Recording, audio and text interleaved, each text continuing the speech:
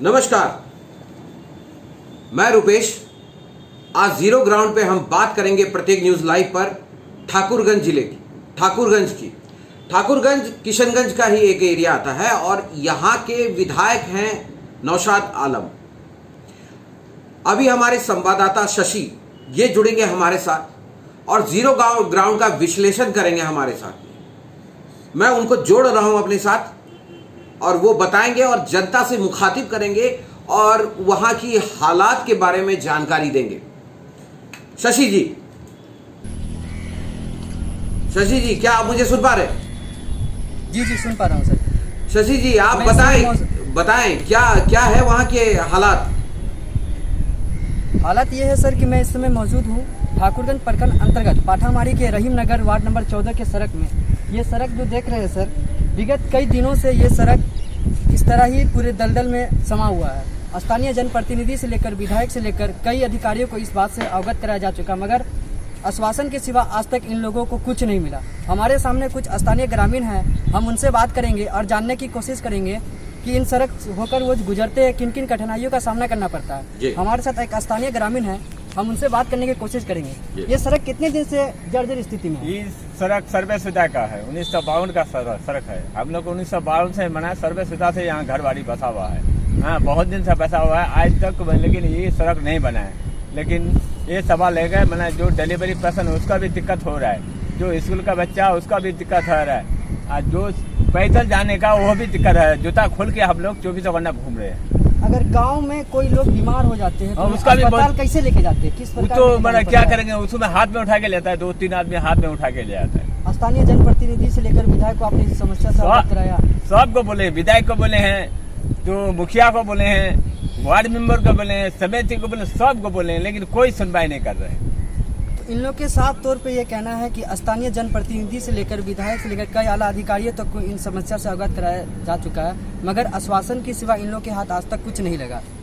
जी, तो ये नौशाद आलम के बारे में सुनने में आया, बड़े विकास पुरुष हैं, जनता से मिलते हैं, लेकिन ये हालत इतना सौतेला व्यवहार क्यों हो रहा है वहाँ पे? ये तो देखने वाली बात होगी कि विकास तो हुई, पर जैसी विकास होनी चाहिए ऐसी विकास ठाकुरगंज में नहीं हुई है।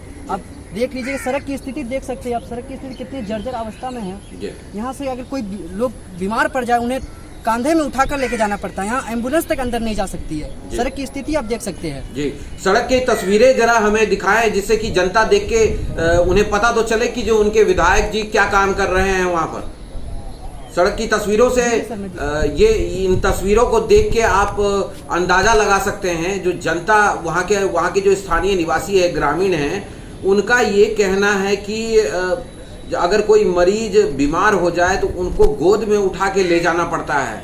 ना परिवहन का संचालन वहाँ पे तरीके से हो पाता है और ना ही वहाँ पर किसी चिकित्सा की सुविधाएं उपलब्ध हैं। और जिनको मुख्यालय जाना हो उनके लिए क्या क्या समस्याएं आते हैं। और भी लोग हैं वहाँ पर, उनसे बात कराइए, उनसे बात करके पता कीजिए कि जो क्या वहाँ के हालात हैं। शशि जी, यहाँ स्थानीय ग्रामीण है, हम उनसे हम उनसे बात करते हैं, जानने की कोशिश करते हैं कि यहाँ से जिला मुख्यालय जब जाते हैं, यहाँ से अगर आपको ठाकुरगंज जाना पड़ता है, मेन मार्केट जाना पड़ता है, तो किस तरह जाते हैं इस सड़क पर? पैदल जाना पड़ता है। हाँ। जैसे यहाँ कोई गाड़ी घुसती है या नहीं, बाइक वगैरह जाती है? नहीं जाता है। कैसे जाते हैं? जिला मुख्यालय अगर आपको जाना पड़ता है या प्रखंड मुख्यालय जाना पड़ता है, तो ये सड़क वगैरह किस तरह जाते हैं? पैदल जाना है। स्थानीय ग्रामीण है, कितने साल से आप यहाँ पे बसे हुए हैं? सर्वे से यहीं पे बसे हुए, आज तक ये सड़क नहीं बनी है? नहीं बनी। इन लोगों का साफ कहना है कि शुरू से ये लोग यहाँ पर बसे हुए, विगत कई सालों से बसे हुए, मगर आज तक ये सड़क का मरम्मत कार्य नहीं हुआ है। इसी हालत जर्जर स्थिति में ये सड़क है। उनसे पूछे कि जो वहाँ के विधायक जो हैं, वो विधायक वहाँ पर आते भी हैं या नहीं आते हैं? कभी दर्शन दिया उन लोगों को या वोट लेने के टाइम ही नजर आते? जी, यहाँ के जो स्थानीय विधायक है नौशाद आलम जी, कभी आपके गांव में आए हैं ये समस्या से अवगत होने के लिए? कभी नहीं आए हैं।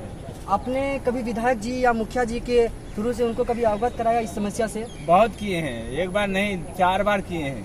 4 बार कह के वो कहता हो जाएगा, हमारा दिल में है तो, लेकिन आपका दिल में होगा तो हमारा दिल में होने से क्या होगा? हमारा रोड बनेगा तो भी ना हमारा दिल में होगा।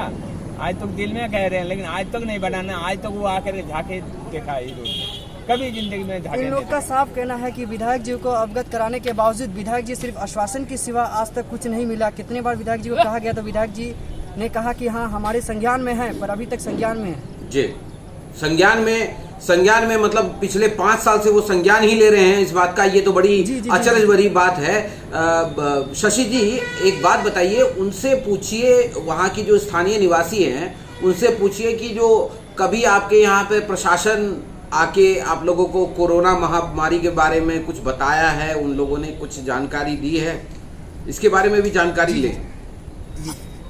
यहाँ के जो स्थानीय प्रशासन है, ये अभी जो पूरे देश में कोरोना महामारी जैसी बीमारी का ये है, इसमें आपको स्थानीय प्रशासन ने कुछ बताया, कुछ जागरूकता के बारे में कुछ बताया गया है? नहीं, यहाँ तो कोई आदमी आके नहीं बताया। स्थानीय जनप्रतिनिधि के द्वारा कुछ या प्रशासन के द्वारा कुछ जानकारी दी गई है? कोई जानकारी नहीं दी, यहाँ कोई जानकारी नहीं दिया। इन लोगों का साफ कहना है सर कि यहाँ किस प्रकार की कोई जानकारी नहीं दी गई है प्रशासन के द्वारा या जनप्रतिनिधियों के द्वारा। जी जी, अच्छा मैं ये जानना चाहता हूँ कि वो जो सड़क है, जिस सड़क की आप बात कर रहे हैं अभी, वो सड़क का कनेक्टिविटी कैसा है? मतलब कहाँ से किसको जोड़ता है, कैसे जोड़ता है, कुछ बताएं उसके बारे में, थोड़ा विश्लेषण दें उसको। ये सड़क जो है सर, मैं जिस समय मौजूद हूँ रहीम नगर, ये सड़क यहाँ से दूधोटी तक जाती है। नहीं, धोबी बेटा तक। माफ कीजिएगा, ये धोबी बेटा तक जाती है सड़क। ये धोबी बेटा तक ये सड़क की स्थिति जर्जर अवस्था में पूरी। अच्छा। यहाँ से धोबी बेटा तक जाती है। यहाँ से करीब आप देख सकते हैं 50 से 80 गाँव है यहाँ पूरी। 50 से 80 यहाँ घर है, 50 से 80 घर है सिर्फ यहाँ पे। जी, तो ये 50 से 80 घर जो है, और ये कितने किलोमीटर का स्ट्रेच होगा? मतलब कितना बड़ी है ये सड़क? ये सड़क लगभग यहाँ से तो लगभग 2 किलोमीटर दूर तो सर ये ऐसे ही लगे। अच्छा, ऐसी स्थिति 2 किलोमीटर तक ऐसी स्थिति बनी हुई है वहाँ पे?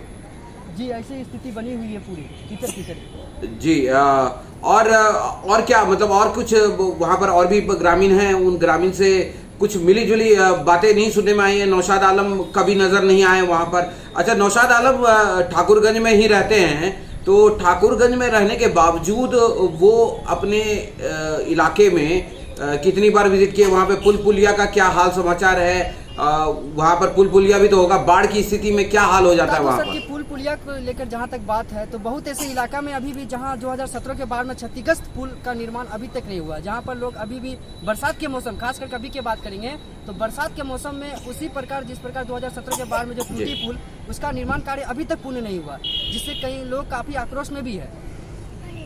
जी जी, तो सबको आवागमन गमन में बड़ी प्रॉब्लम होती होगी, ये तो बड़ी दिक्कत वाली बात है। और कुछ जानकारी आप वहाँ से और साझा करना चाहते हैं? 2000 अभी जो 20 का ये साल है, इसमें आपको बता दें कि ठाकुरगंज प्राथमिक स्वास्थ्य केंद्र है सर, एक पूरे हमारे प्रखंड मुख्यालय को जोड़ने वाली, और पूरे यहाँ पे लोग कहीं भी अगर बीमार होते हैं तो ठाकुरगंज स्वास्थ्य केंद्र जाते हैं, जिसकी स्थिति काफ़ी सर दयनीय बनी हुई है। समय पर एम्बुलेंस नहीं मिलती है, दवाई भी नहीं मिलती है, और बता दें कि ऑक्सीजन जो सबसे बड़ी ये है ऑक्सीजन, वो भी उपलब्ध नहीं है अस्पताल में। जी जी जी, तो ये बताइए शशि जी, वहाँ पे प्राथमिक उपचार केंद्र होगा, उस उपचार केंद्र में कितने डॉक्टर हैं मौजूद? ये तो अभी तो सर डॉक्टर लोगों की तो ड्यूटी सर इसमें लगी हुई है, अभी वर्तमान में कितने डॉक्टर इसकी तो जानकारी नहीं प्राप्त हो सकती है सर। अगर वहाँ पर कोई बीमार पड़ जाए तो उस बीमारी को का इलाज करने के लिए कोई भी डॉक्टर वहाँ मौजूद नहीं है? इमरजेंसी के लिए डॉक्टर अच्छा, मौजूद है। चलिए, तमाम जानकारियाँ अभी आप हमारे साथ में साझा किए, शुक्रिया